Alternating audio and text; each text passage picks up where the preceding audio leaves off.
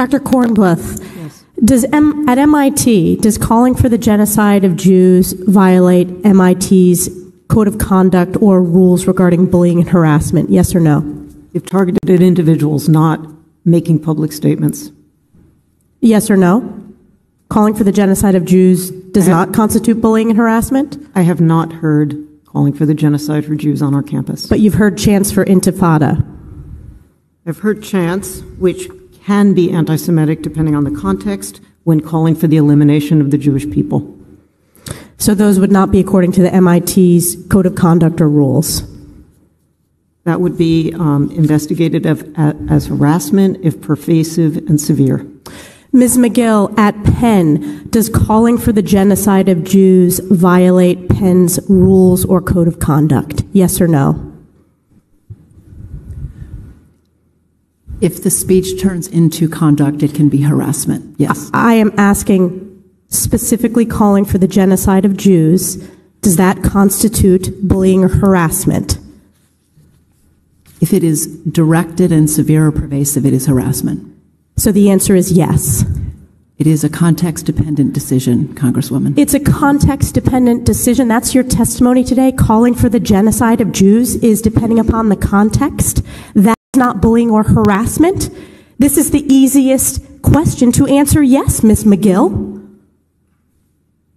So is your testimony that you will not answer yes? If it if the yes speech or becomes no? if the speech becomes conduct, it can be harassment. Yes. Conduct meaning committing the act of genocide? The speech is not harassment? This is unacceptable, Ms. McGill. I'm going to give you one more opportunity for the world to see your answer. Does calling for the genocide of Jews violate Penn's code of conduct when it comes to bullying and harassment? Yes or no? It can be harassment. The answer is yes.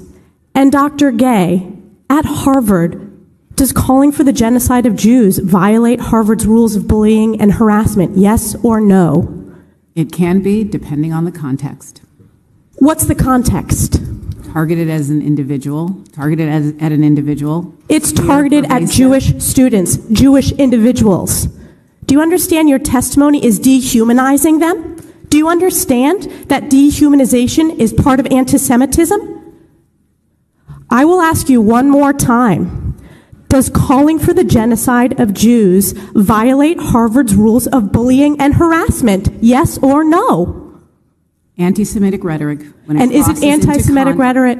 Anti-Semitic rhetoric when it crosses into conduct that amounts to bullying, harassment, intimidation, that is actionable conduct, and we do take action.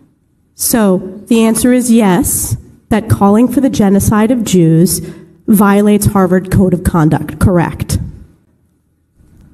Again, it depends on the context. It does not depend on the context. The answer is yes, and this is why you should resign. These are unacceptable answers across the board.